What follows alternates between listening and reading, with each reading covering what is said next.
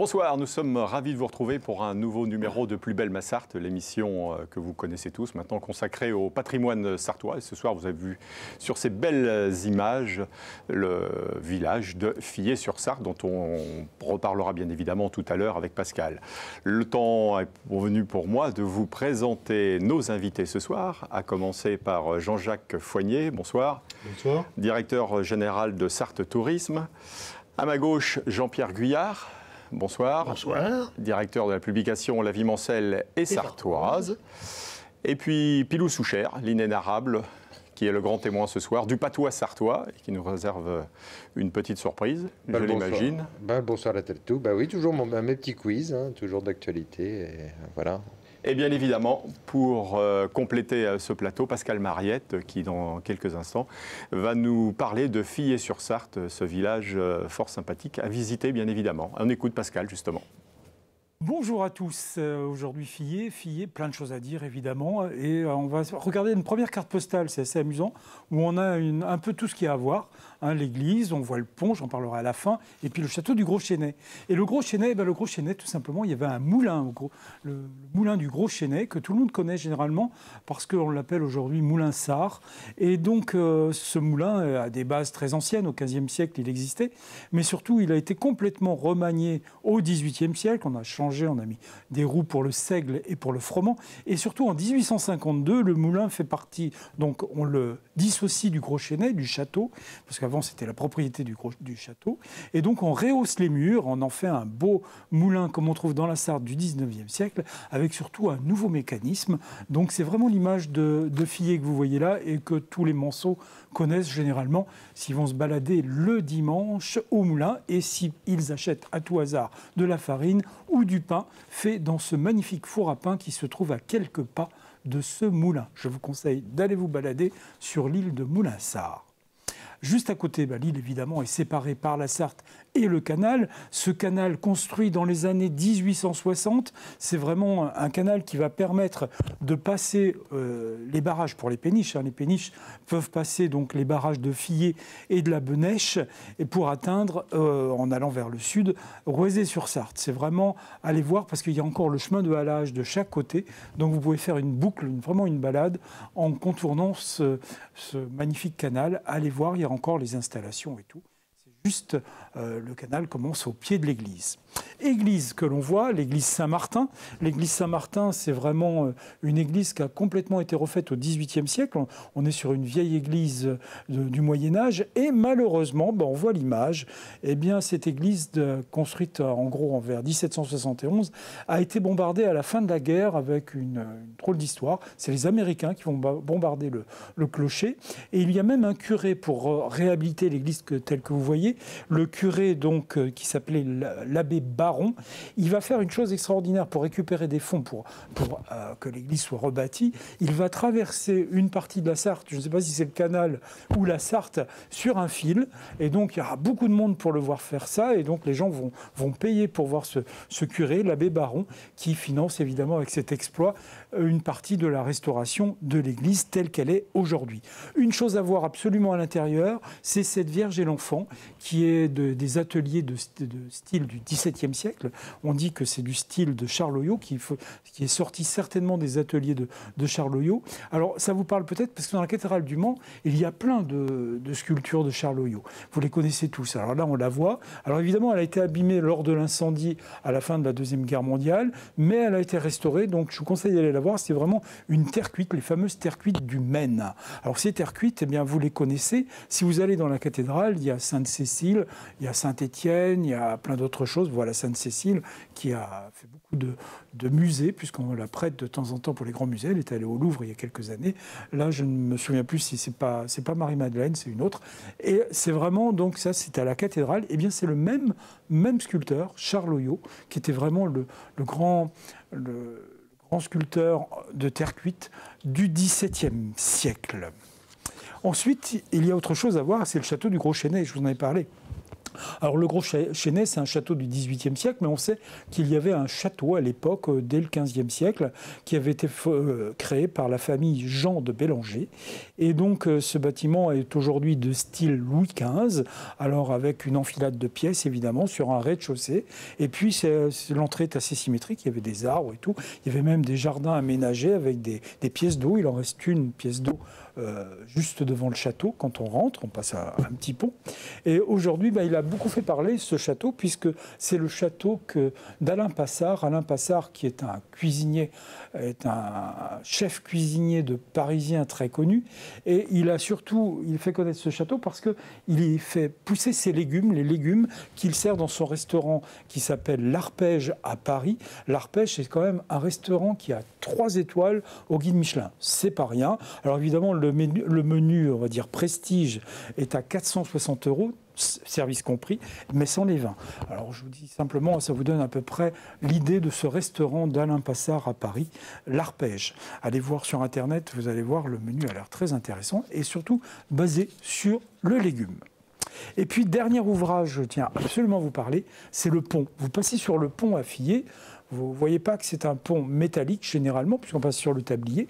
Et puis surtout, ce pont métallique a été fait au début pour faire passer le tramway.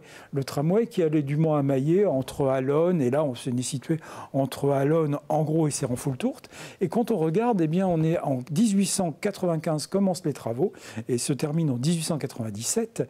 Et quand on va y voir de plus près, eh bien, on s'aperçoit que c'est vraiment dans l'esprit d'Eiffel. La tour Eiffel est construite, et on va commencer à faire de nombreux ouvrages en métallique. Alors, ce pont est dû à un ingénieur breton de Saint-Brieuc, qui est né à Saint-Brieuc, qui s'appelle Louis Harel Delanoë, qui est inspecteur général des ponts et chaussées à l'époque. Et puis surtout au Mans, il va faire deux choses au Mans.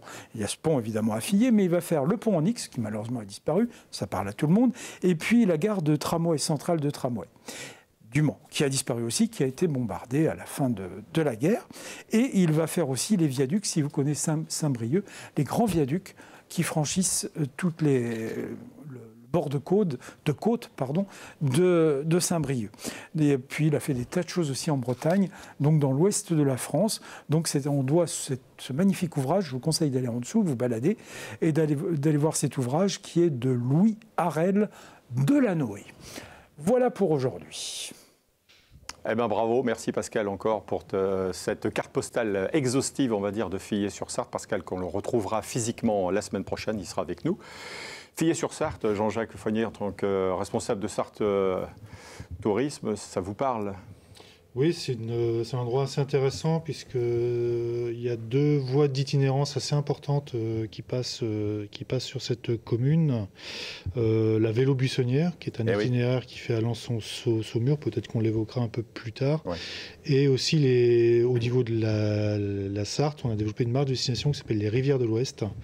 Donc c'est à la fois une itinérance fluviale et une itinérance cycliste. Donc c'est vraiment un coin assez intéressant pour ça. Bon, super. Écoutez, le temps est venu pour nous d'écouter, pour compléter ce dossier sur Fillet, l'énigme de Pascal. Alors, pour le jeu de cette semaine, je vais vous poser une question. Depuis quelques années, l'église de Fillet sert à quelque chose de bien particulier. Alors, je vous propose 4 solutions. À vous de trouver la bonne.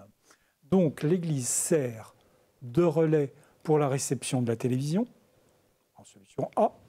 En B, 2 balises pour les péniches passant par le canal. En C, de repères pour les avions atterrissant à l'aérodrome du Mans, pour faire un repère. Ou en D, de lieu de production d'énergie solaire. Messieurs, à vous de choisir. Jean-Pierre, une petite... je dirais D quand même, parce que... La réponse D ? Pour l'énergie solaire ? Oui. Ouais. Moi, je serais assez tenté par l'aérodrome, moi aussi, pour la balise, pour l'aéroport. C aussi. Jean-Jacques aussi, ouais. Bon, allez. Vous avez réfléchissez-vous. On attend la réponse de Pascal Mariette. Eh bien, la réponse est de production d'énergie solaire. Et si vous allez sur place, vous allez vous rendre compte, on va zoomer sur la photo, que tout un pan de la nef est recouvert de panneaux solaires, plein sud. Et donc, l'église sert effectivement à faire de l'énergie solaire. Voilà. Eh ben, c'est noté. Merci Pascal et à la semaine prochaine. On enchaîne sans transition avec notre ami Pilou pour parler du patois, puisque c'est vous le représentant ce soir de l'association Eulan. Exactement. Quel sujet ce soir allez-vous aborder? Ce soir, ça va être un petit peu plein de petites choses différentes, des petites phrases de chez nous, bien évidemment, à se rappeler et à utiliser pour tout à chacun, sans modération. Un petit florilège d'expressions, c'est ça? Exactement. Voilà. Eh ben, et puis de petites phrases ou un petit mot poétique, bien évidemment, puisque c'est pas toi. Alors on y va, glissé Pilou. dedans. Alors on y va pour la première. Alors, ça faisant du bain, une bonne ravouillée. Alors, ça faisant du bain, ouais. on comprend à peu près. Hein, une bonne ravouillée. Bon, une bonne, mais ravouillée. Ravouillée, est-ce Là, que je ça vous sais parle? pas. C'est magnifique ça. Ça vous parle, ravouillée. les gars? Non. Messieurs? Non, Jean-Pierre, en tant que spécialiste.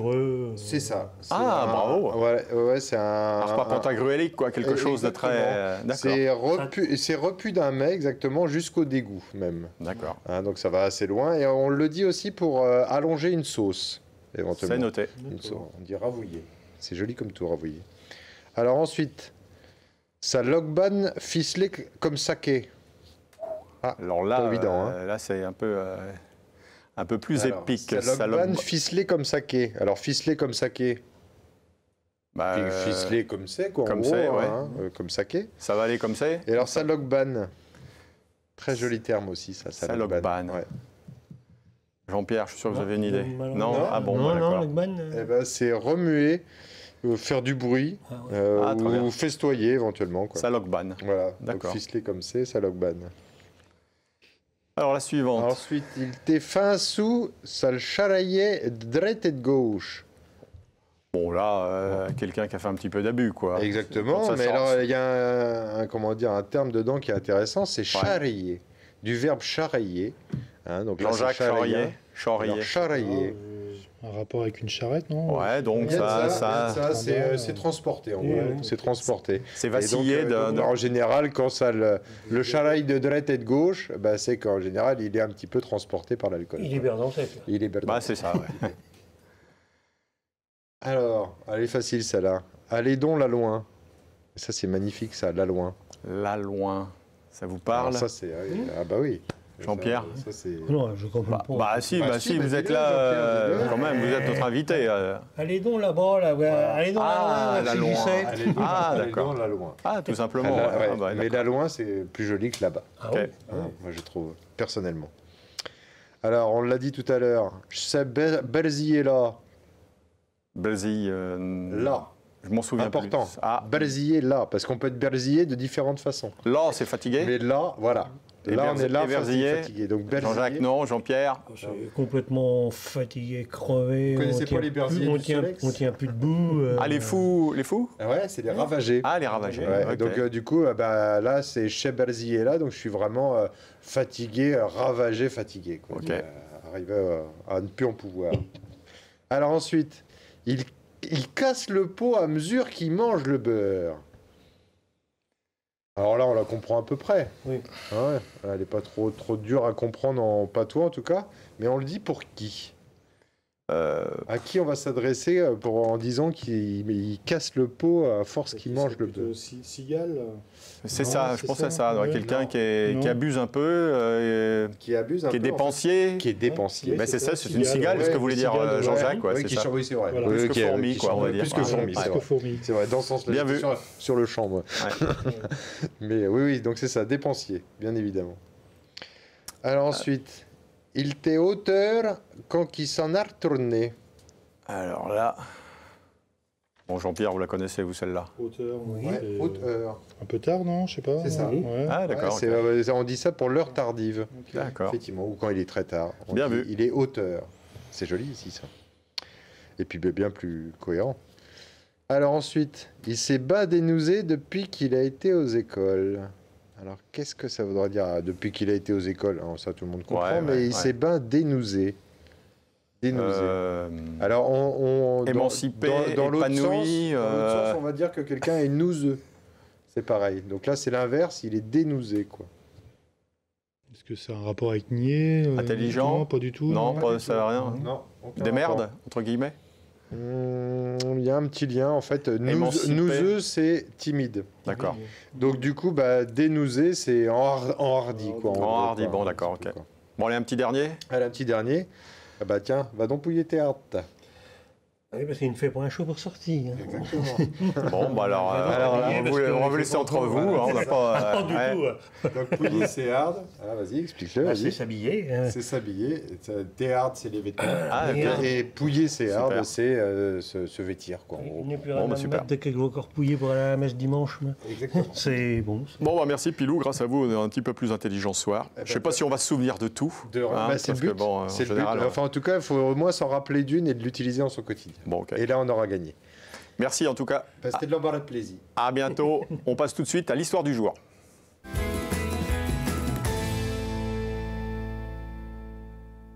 Célèbre cette année les 60 ans d'un lieu emblématique au Mans. S'agit-il du circuit Bugatti, de la salle de la Rotonde ou du vélodrome du Mans? Messieurs, une petite idée? La rotonde n'existe plus déjà. Ah si, elle existe toujours, la C'est salle de la celle-ci. Rotonde. Ouais, Ouais. la salle de la Rotonde existe On toujours. l'appelle- On l'appelle plus la rotonde. Ah, il y a le Si, forum on à côté, l'appelle mais la toujours salle, la salle Ouais, c'est existe vrai, toujours. Ouais. Ouais, ouais. Bon, Jean-Jacques, une petite idée. C'est Ouais. pas le Bugatti, non Bugatti, Pour moi, je dirais le Bugatti. ouais. Jean-Pierre et Pilou. Allez, Bugatti C'est pour votre rester dernier mot confiant avec Eh mes, ben mes bravo collègues. à l'unanimité, c'est Voilà. bien du circuit Bugatti dont il s'agit, puisque voilà, le circuit était construit en 1965, alors que la salle de la Rotonde c'est en 69, pour la petite histoire. Et voilà, le circuit Bugatti, bien évidemment, qui fait partie des circuits des 24 heures du Mans, et sur lequel, en 67, Jacques Brabham a remporté le seul Grand Prix de Formule 1, et aujourd'hui se déroule sur le circuit Bugatti les 24 heures moto et le Grand Prix de France. Voilà, ce sont des sujets qui sont peut-être ou qui seront abordés les 24 heures du Mans dans le prochain numéro de l'été de La Vie mancelle et sartoise, puisque là, il est question du numéro qui vient de sortir, mon cher Jean-Pierre, Oui, et qui le parle numéro de printemps. le numéro de printemps. Alors, de quoi s'agit-il? Alors, le numéro de printemps, disons, il est sorti fin février. Il parle de tas de choses, comme d'habitude. Notamment, en couverture, on a mis la une du Petit Parisien. Et vous en retrouverez 7 ou 8 à l'intérieur, parce que ça nous a intéressés dans la mesure où on part de faits divers qui ne sont pas particulièrement agréables et choses comme ça. On parle de faits divers qui ont eu lieu. Là, par exemple, sur la couverture, c'est tout simplement la comtesse de Nicolaï qui habitait Montfort-le-Génois, enfin, Montfort-le-Retrou à l'époque, oui, Montfort. excusez-moi, Parce que ça et qui fusionnait. revenait de faire une petite bouffe chez le châtelain de Conneré ou de Bélier. Arrivé au passage à niveau, le chauffeur, il a dit, c'est pour le tout ça, il klaxonnait. Ah bah oui. Il a été ouvrir le truc, ils sont passés, et vlan. Donc la pauvre baronne ou comtesse, elle est passée sous la locomotive. Bon, écoutez, on lira donc ce sujet dans La Vie mancelle. Ah oui, oui, Il oui. est question aussi, bien évidemment, des sacro-saintes rillettes du Mans, Les avec un rillettes, retour sur l'histoire, l'historique. L'historique, oui. Début du effectivement. XXe siècle. Oui, notre ami Denis Esquerra, n'ayant pas eu le temps de nettoyer son stylo quand il a eu fini son scénario sur les rillettes, il dit, il me reste un peu d'encre. Bon, je dis, tiens, voilà 2 pages. Donc, les rillettes, oui, on part de l'Empire romain jusqu'au XXIe siècle, puisque avec les recettes d'avant-garde. Jean-Pierre, on voit à l'image, là, pourquoi c'est le choix d'avoir mis cette une du petit journal, le Petit Parisien plus exactement, c'est en rapport avec quel sujet? Justement, c'est le dossier c'est le dossier complet où je disais tout à l'heure qu'on doit en avoir 7 ou 8 une à l'intérieur. D'accord. Et donc, il y a le premier vol des frères Wright au Mans. Eh ouais, On parle 1908. de l'accident sur les 24 heures où un pilote s'est tué avec son mécanicien, parce qu'à l'époque, on embarquait le mécanicien. Oui, 1911, Voilà. c'était l'un des frères, avec les frères Fournier avec Louvel. Voilà, Louvel. Et puis, il y a l'assassinat du patron du Figaro par Madame Caillot. Ah bah oui, une sacrée histoire, bien sûr. Ah oui, oui, Une oui. sacrée histoire comme celle du capitaine Robineau. Ah, le capitaine... j'en On entends beaucoup. découvre justement... Moi, je l'ai découvert comme vous, parce que quand on nous a envoyé le texte, on a dit « Ah ouais, il est sartois, et il est du Grand Lucé. » Si je ne me trompe, non, c'est du Grand Lucé. Et il est parti avec les armées napoléoniennes. Et puis, il a vu du pays. Ça, il en a vu. Bon, il est revenu, il était capitaine. Bon, il a vécu la déchéance de Napoléon quand il a abdiqué. Et il a prêté serment au roi. Après, pour les 100 jours, il s'est bien pressé de retourner voir le patron en disant « T'inquiète pas, c'était pour... » Donc, après Waterloo, il a reprêté serment au roi. Donc, ne dites pas tout, Jean-Pierre. Oui, si je vais dire, il n'est pas fini milliardaire. Laissez aux téléspectateurs le soin d'acheter La Vie Mancelle et Sartoise. Il y a des choses à dire. Il ne manquerait pas. Vous parlez également des inondations, 1995, au Mans. Au Mans, dans la Sarthe. Dans la Sarthe, puisqu'on sur la une, la photo avec le petit garçon qui a les 2 pieds dans l'eau, c'est de la place de la République à Sablé. Oui, effectivement. Et dedans, notamment pour les habitants de l'avenue de la Libération, même les autres, et de l'avenue Olivier-Euzet, surtout n'hésitez pas à l'acheter. Vous verrez, on a retrouvé une photo des inondations de 1966. Et donc, il y a une superbe 4 chevaux avec un maquignon qui se promène ses chevaux là, dans la flotte. C'est assez rigolo. Bon, super. C'est le dernier numéro donc, de La Vie Mancelle et Sartoise. Et j'imagine que là, vous êtes déjà en train de cogiter sur le prochain qui sortira... La cogitation est terminée. Juste avant les 24 heures du Mans. Et qui traitera cette année, on peut esquisser un peu. Cadillac. Cadillac, voilà. Cadillac. Et puis on parlera également d'un personnage sartois, le sorcier de Téléché. Nous sommes avides de vous lire, alors, le sorcier de Téléché. Je vous dis pas qui c'est. Non, ne nous dites pas, on va faire un peu de teasing et ça suffira. Bon, les amis, merci. On se retrouve avec Jean-Jacques Foignet tout de suite pour parler du tourisme sartois. Restez avec nous, à tout de suite.